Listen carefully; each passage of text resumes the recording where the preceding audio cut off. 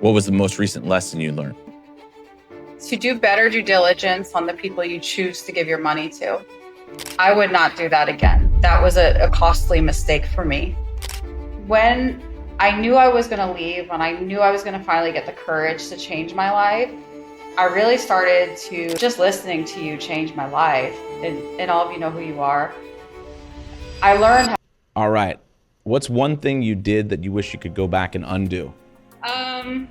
So this is going to be personal decisions, not business. I think that when I was younger, I was really obsessed with the things that younger people see as success. I wanted to be the it girl every place. I drank more than I should have. I hung out with some people that were questionable. I probably would have changed my behavior years sooner if there's something I could have changed. No, that's a valid point. Especially with today's social media and what you see is the perspective and thinking that you have to have material items to be accomplished is kind of a trend right now. All right, what's the hardest decision you've ever had to make? I think leaving my ex. He was extremely wealthy. I don't know if you ever met Andrew. He did leveraged finance and was highly successful. You know, along with the lifestyle also came everyone you know, right? The people who see you as important, the people who give you value, you know? So leaving him, I gave up a lot of friendships. I gave up a lot of connections. It wasn't just the money. It was really my whole life as I knew it. And it was a transition. Yeah. It's hard. This is actually pretty awesome because this goes into our topic of today that we're going to be diving into later. That's for sure. All right, John, hit it with the last one. Yeah, the topic is Unknown for you now. made it seem like it was like a relationship topic. Yes, dating advice, no. No, but that's perfect. Go ahead, yeah. What mistake do you continue to make over and over again? Actually, I want to say that that's one of my superpowers, is not making the same mistake over again. I see errors as learning experiences, and they're typically different, whether it's a deal, whether it's parenting, whether it's relationships. I'm very good at learning my lesson and not doing it again. Yeah. What was the most recent lesson you learned?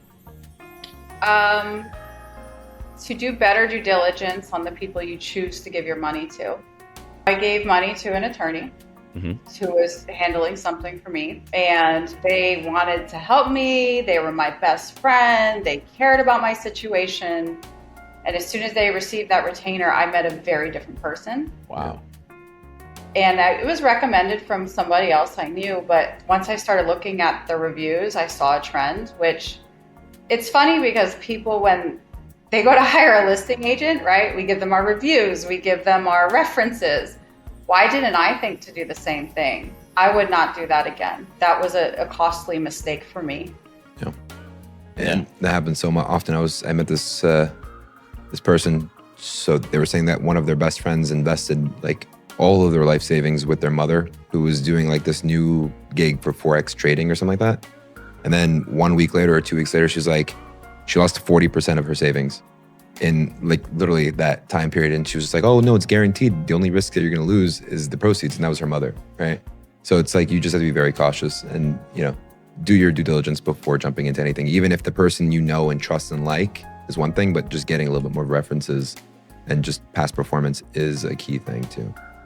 It's a great summary. Yeah, right? That's a mistake I'll never make again. I love that.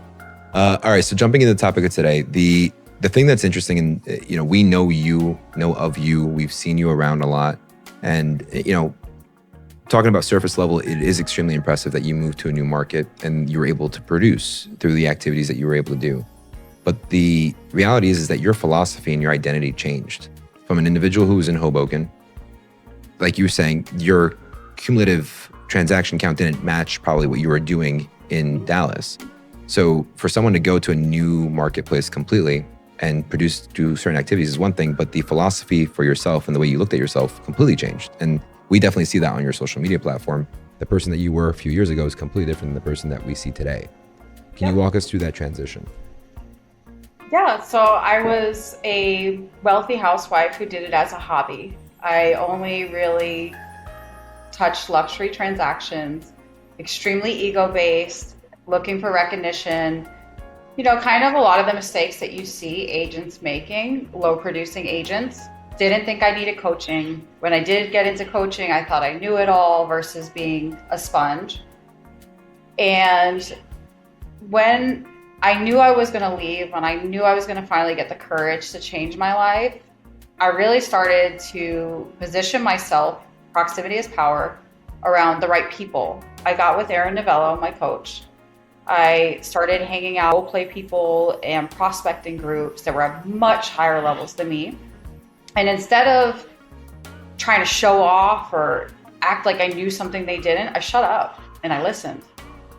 And the information that was poured into me, first of all, thank you to all of those people. You didn't have to help me. Just listening to you changed my life, and all of you know who you are. I learned how to prospect. I learned how to have skills, how to overcome objections, how to make sure a transaction goes as planned, how to price properly, everything you need to be a successful agent. And I did it by getting my ego out of the way and really opening up my mind to, I'm a nobody and I need help. Yeah. And I still take that approach.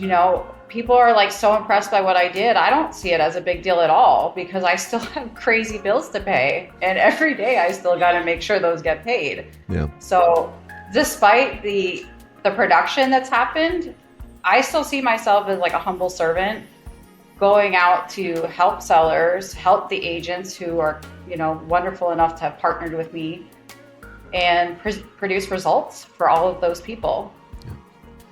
For you to be coachable, ego needs to go, right? Ego is definitely not your amigo when you're trying to be coachable, because the idea of trying to look good and not fail is the exact reason why you don't learn.